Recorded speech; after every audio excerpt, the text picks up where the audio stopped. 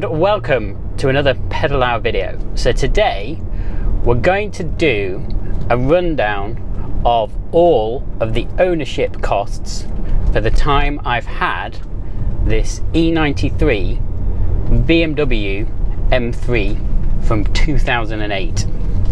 Roll the title sequence.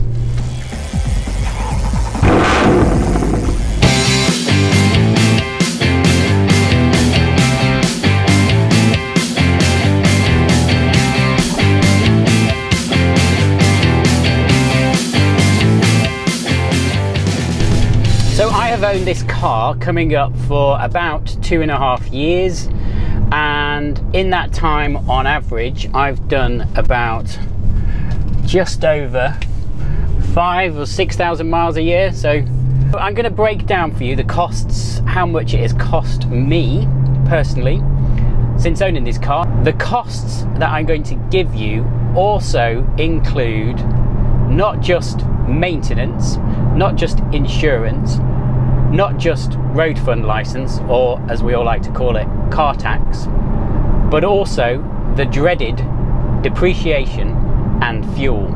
So we'll look at it from all those different aspects to give you a real good idea of exactly how much it costs to run, drive and get around in a BMW M3 from 2008. So let's look at 2015 then. So we've got about 6 months of ownership in 2015. I've done a kind of level curve kind of depreciation I paid. I'm not going to make any bones about it. £23,000 for this car. I estimate it's now worth about maybe £17,500–18,000 if I was lucky. So the total cost I estimated for depreciation for those 6 months in 2015, about £1,125 or £1,100. What else? What were my other costs? So I've taken a rough average based on the miles that I did each year, based on a rough MPG calculation. This car roughly, depending on how you drive it, gets you about 18 MPG. That's UK gallons, not US gallons. Don't ask me what the equivalent is in US, I don't know. So based on that, I estimated that, it's not an estimate, it's pretty accurate, I spent in those first 6 months about £952 on fuel for those first 6 months or so. My insurance, I'm based in the UK, live in a nice area, I'm getting on a bit, so insurance pretty reasonable for the 2015 year, £383. Couple of bits of maintenance that got completed before the year was out in 2015. One was brakes, discs and pads on the front of the car. That cost in all total, and it wasn't me doing it, it was a specialist, £853. And I also wanted the battery replacing at a garage. I'm not going to name and shame the garage.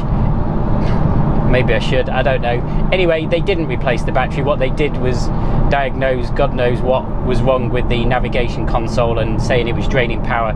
It was the battery in the end, but that's a separate matter. Anyway, that lightened my wallet by an additional £395. So 2015 total ownership cost, bearing in mind I've got it in May, this is right up to the end of the year, £3,707.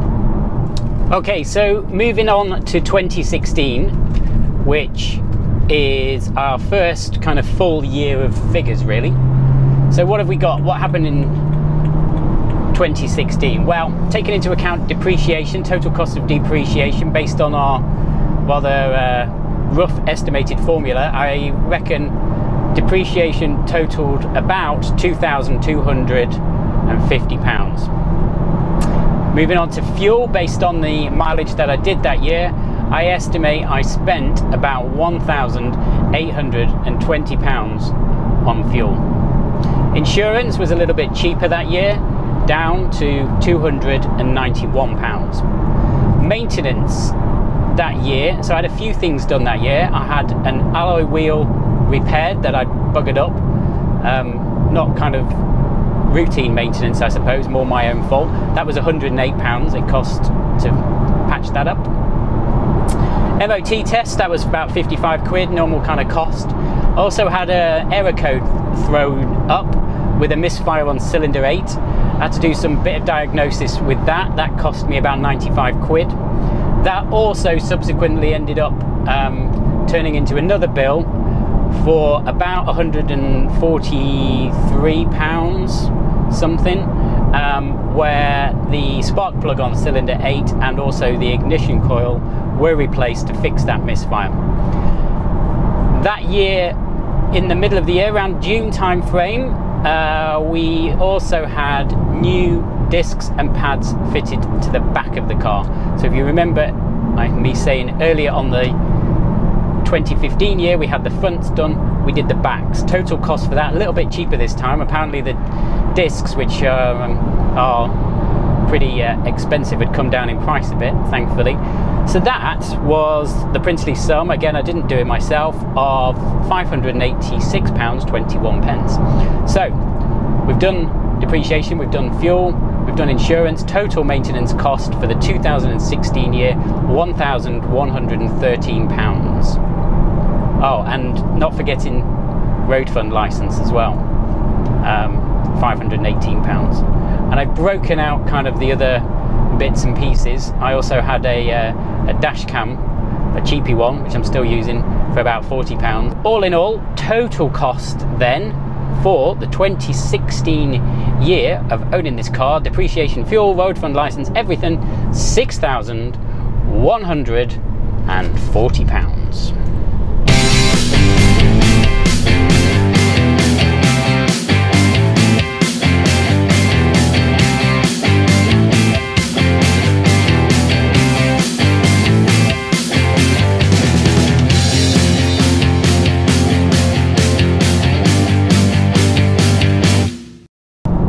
Okay, so on to the current year, 2017. We're not quite over with 2017 yet, so let's break it down. I've kind of done it in chunks of, rounded it up to 3/4, because we're kind of 3/4 of the way through the year. So, first off, as usual, depreciation. I reckon we've depreciated about £1,688 so far this year, overall. Fuel, based on the mileage I've done, bringing in around £1,299 or 1,300 quid, there or thereabouts. Insurance, usual amount, around about £300, £336 this year. That kind of obviously covers me to the end of the year. Now, maintenance, so big service bill this year, largely due to needing new rubber, so new tyres on this car. The oil service with micro filters plus tyres came in at £1,342. Obviously the bulk of that was the tyres, so they're Michelin Pilot Sports, I believe. They're all pretty much a couple hundred quid a corner. So overall, I think for tyres fitted alone, it was about £842. So that's probably the big chunk of the bill. Based on that, I did have a wheel wobble, so this is where it was getting a little bit annoying with the car at kind of motorway sort of speed. I had a bit of a wheel wobble, so I did a bit more what I would call other stuff. So it didn't really need doing, but I wanted it doing. I wanted a proper wheel alignment done, so I had that done at the Wheel Alignment Centre in Southampton. I'll put the link in below, because the guy there who runs it is really good. He's done loads of different sports cars over the years. His alignment place is full of pictures of the cars that he's done, most of them sports cars. He's even done the alignment on Ed China's motorized sofa, which I thought was pretty cool. So there's pictures of that in there, etc. So I got that done. That was 60 quid, which to my mind was absolutely nothing for the difference it made to the car. Really, really good. I also still had the little wobble there. What I then did was I got the wheels, obviously they get balanced when you have new tyres fitted, but there was still a wobble there. So I did more research and ended up finding a place in Swindon that specialises, Imperial I think they were called, that specialises in something called road force wheel balance. Now if you haven't heard of this already, give it a Google. But basically they balance your wheels on a special machine but they spend a lot more time doing it. They take the tyre off the wheel, they find any kind of imperfections in the tyre. Obviously a new tyre there shouldn't be. Based on those imperfections, they'll reposition the tyre as accurately as they can on the rim itself to give you the best possible wheel balance you can have. They'll also then throw on the usual kind of weights that they do, but they'll do it under load, so not just kind of spinning it up to whatever speed on the little thing, but they'll put pressure onto the wheel, almost motorway speed, I think, so that it will give you hopefully the smoothest ride ever. Anyway, that was 96 quid that I spent on getting that done. Wheel wobble was still there, let's not even go there, but it turns out spacers were on the front and I ended up taking those off, and that just transformed it. Insurance so far this year, so it'll take us up to the end of the year, £336. Car tax gone up a little bit, rounded up with the fee for credit card. I've got it down as 538 quid.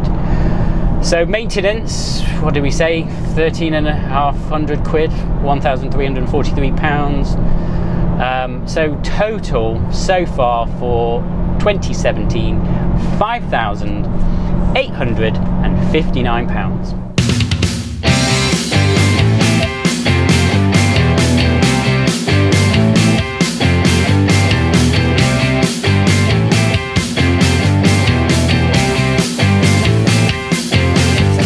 Conclusion then, ownership costs. How much in total, add all of that up, all of those figures up, how much in total? So depreciation, fuel, insurance, road fund license, maintenance and other bits and bobs.